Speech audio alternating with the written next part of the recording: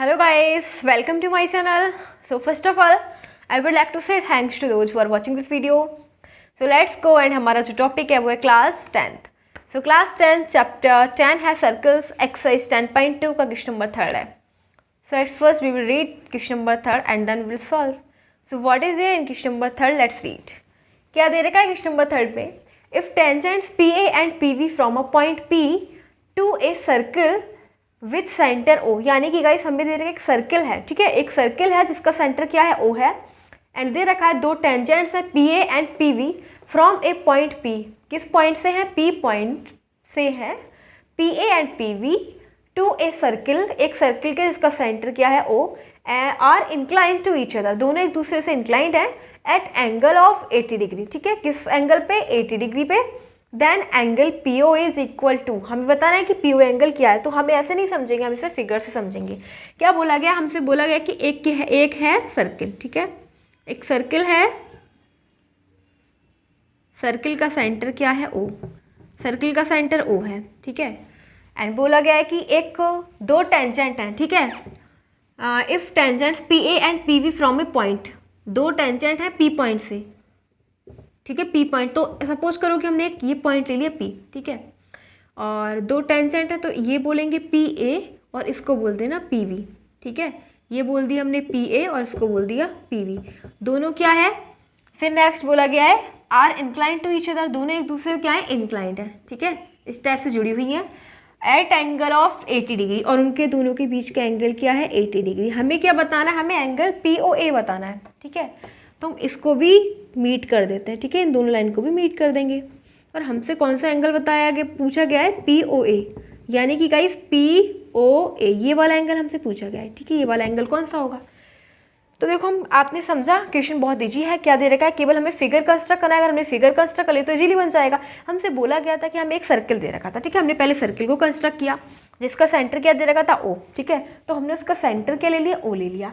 अब बोला गया है कि उसके अंदर पी पॉइंट से दो टेंजेंट हैं, ठीक है, तो हमने एक पी पॉइंट को कंसीडर कर लिया, ये है पी पॉइंट, ठीक है. अब टेंजेंट क्या होती है? टेंजेंट का मतलब होता है सर्किल के किसी एक पॉइंट से टच होके जाने वाली लाइन को हम क्या बोलते हैं? टेंजेंट बोलते हैं.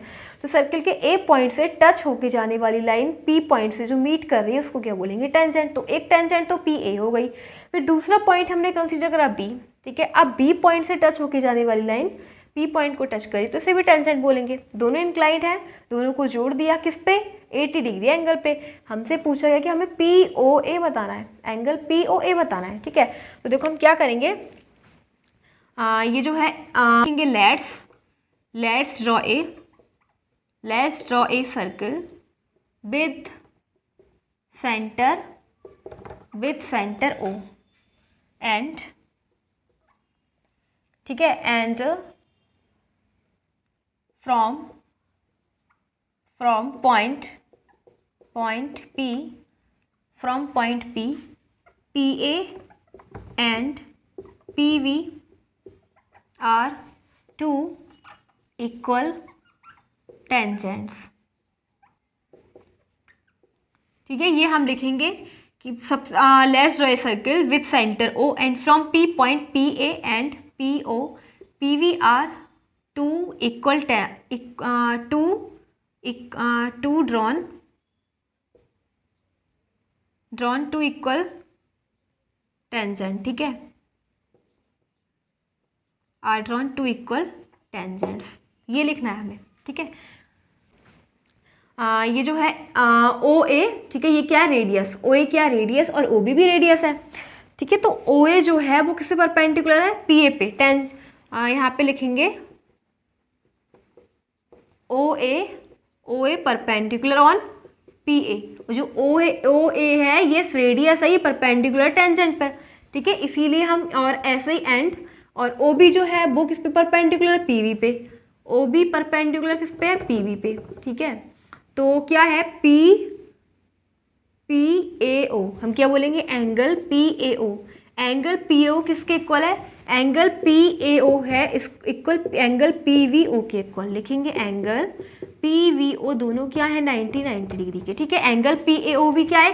पी ए ओ ये भी 90 डिग्री का है, और ये भी क्या है? ये भी 90 डिग्री का है, क्योंकि वो एंगल रेडियस और टेंजेंट के बीच में जो एंगल बनता है वो 90 डिग्री का बनता है, ठीक है.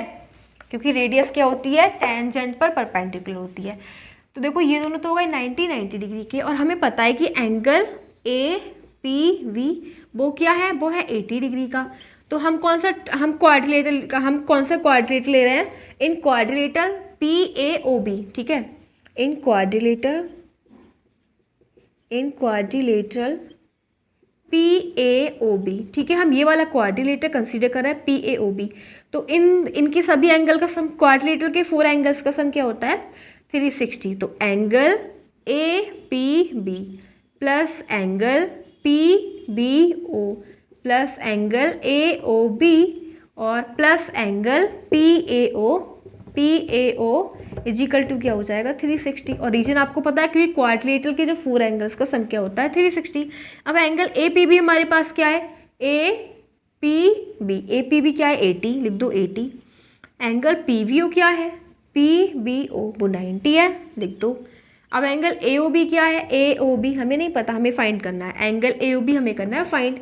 पी ए ओ क्या है, पी ए ओ 90 है, ठीक है, ये है ना P A O 90 equals to 360।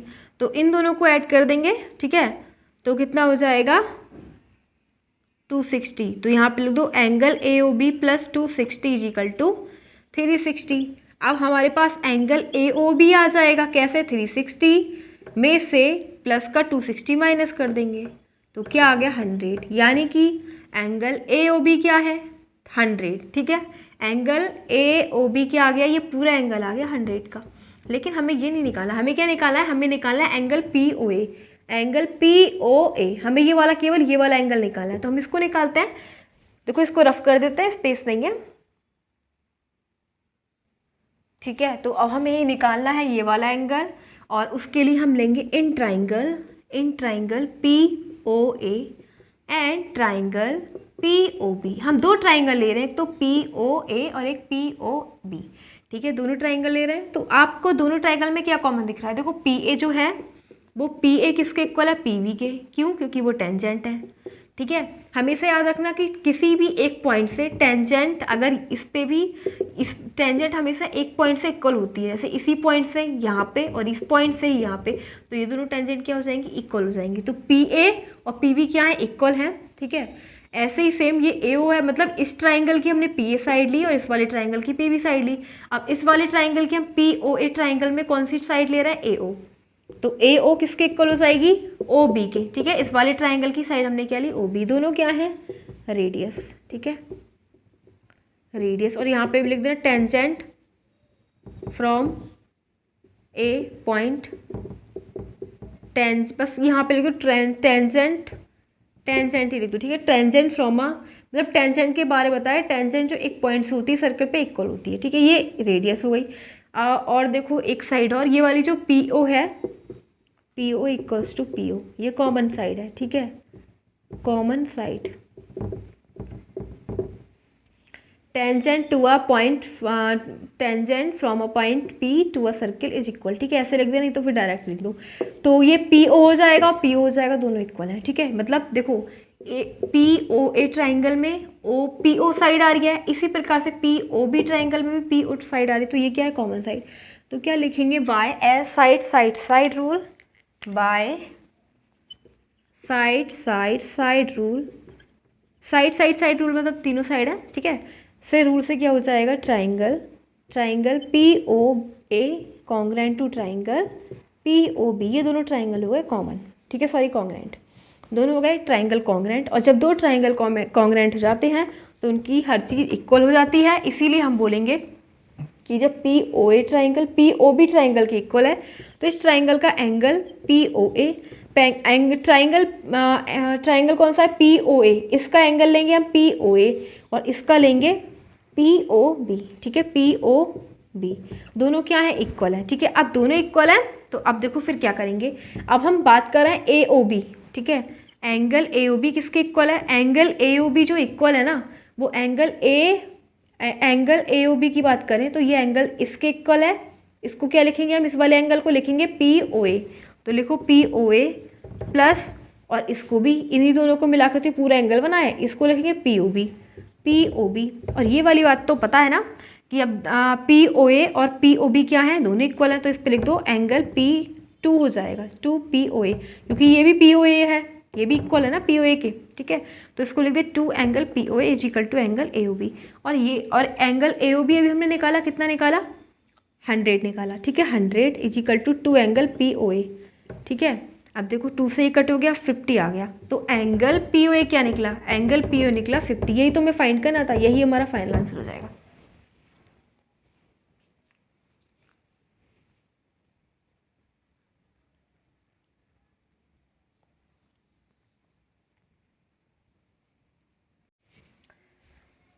सो हमारे पास है क्वेश्चन नंबर 4। सो देखते हैं क्वेश्चन नंबर 4 में क्या दे रखा है। So let's see it, question number 4 of question exercise 10.2। So question number 4 में दे रखा है prove that the tangents drawn at the ends of a circle of a diameter of a circle are parallel. देखो क्या दे रखा है, हमें प्रूव करना है, क्या प्रूव करना है, the tangents drawn at the ends of a diameter of a circle are parallel.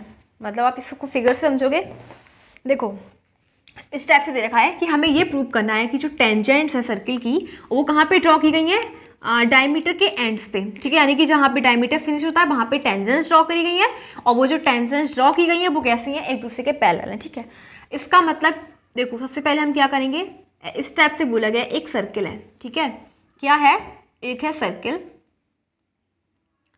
और सर्किल के सेंटर को हम क्या बोल देंगे, ओ बोल देंगे, ठीक है। और डायमीटर क्या होता है, सर्किल के सेंटर से होके जहाँ पास होने वाली लाइन और सर्किल की सर्कमफ्रेंस को टच करी दोनों साइड से, वही क्या होता है, डायमीटर होता है, ठीक है। डायमीटर क्या होता है, सर्किल के सेंटर से पास होके जाने वाली लाइन जो सर्किल की सर्कमफ्रेंस को टच करे, वही क्या होता है, डायमीटर। अब हमसे क्या बोला गया, हमें ये प्रूव करना है कि जो टेंजेंट्स हैं वो कहाँ पे ड्रॉ की गई हैं, ड्रॉ की गई हैं eight the ends of a diameter, diameter के एंड्स पे, ठीक है। तो डायमीटर का एंड यहाँ पे और यहाँ पे, तो एक टेंजेंट तो हम एक टेंजेंट तो इस प्रकार से ड्रॉ, टेंजेंट का मतलब क्या होता है, जो सर्किल के किसी एक पॉइंट से टच करे, तो सर्किल के ए पॉइंट से टच करेगी ये वाली टेंजेंट, ठीक है। इसी प्रकार से दूसरी टेंजेंट जो सर्किल के बी पॉइंट पर टच करेगी,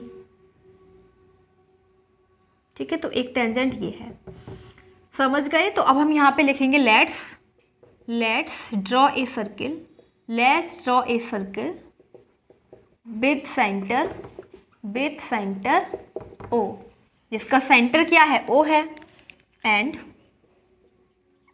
connect two points A and B such that यानी कि दो पॉइंट्स को हम इस प्रकार से कनेक्ट करें ए और बी को कि ए वी क्या हो जाए, diameter, such that A V A diameter, A B क्या हो जाएगा, डायमीटर हो जाएगा, ठीक है। एंड अब इसको बोल देंगे पी क्यू, ठीक है, P Q and R S, and P Q and R S to tangents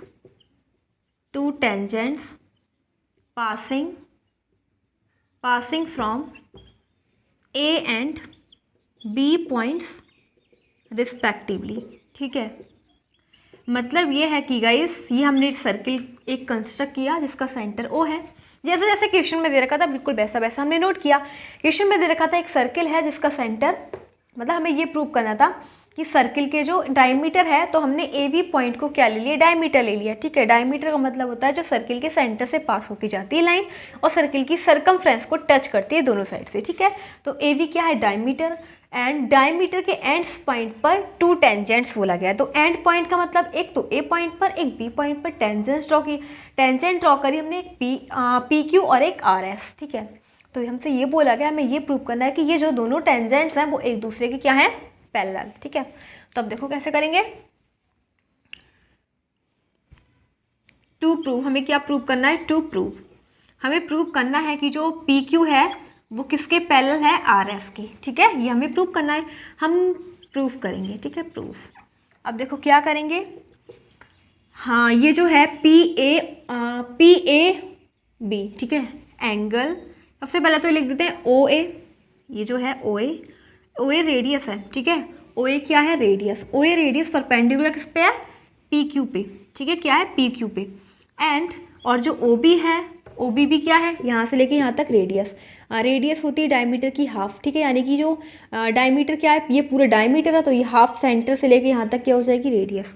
तो ओ ए किस पे परपेंडिकुलर है, पी क्यू पे। इसी प्रकार से ओ भी परपेंडिकुलर किस पे है, आर एस पे, परपेंडिकुलर ऑन आर एस, ठीक है।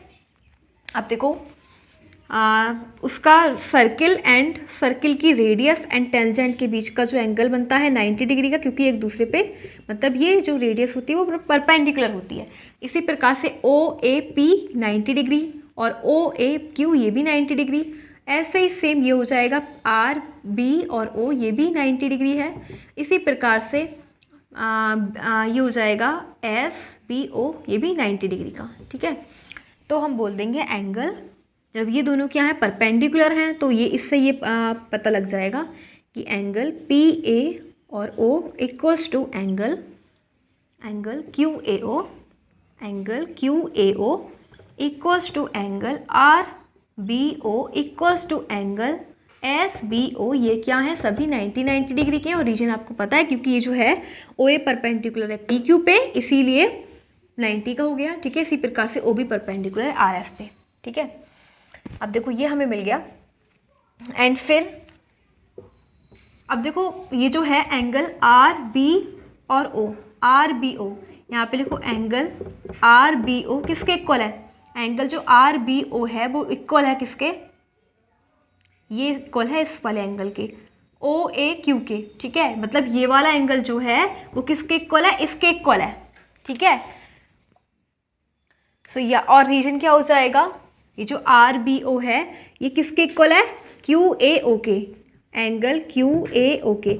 और इसी प्रकार से एंगल ये वाला जो है angle P A O, angle P A O ये किसके इक्वल हो जाएगा, एंगल एस बी ओ के, एंगल एस बी ओ के, ठीक है। ये दोनों क्या है ये तो सभी एंगल्स क्या है इक्वल, और रीजन हो जाएगा अल्टरनेट इंटीरियर एंगल, ठीक है। क्या है ये, अल्टरनेट इंटीरियर एंगल, ठीक है। मतलब ये वाला एंगल इसके इक्वल और ये वाला एंगल इसके इक्वल, क्योंकि ये अल्टरनेट इंटीरियर एंगल है। सो हम क्या कह सकते हैं, इससे रिजल्ट क्या मिल रहा है कि अल्टरनेट इंटीरियर एंगल इक्वल है, तो ये पैरेलल लाइंस पे इक्वल होते हैं, ठीक है। किस पे इक्वल होते हैं, पैरेलल लाइन, ठीक है।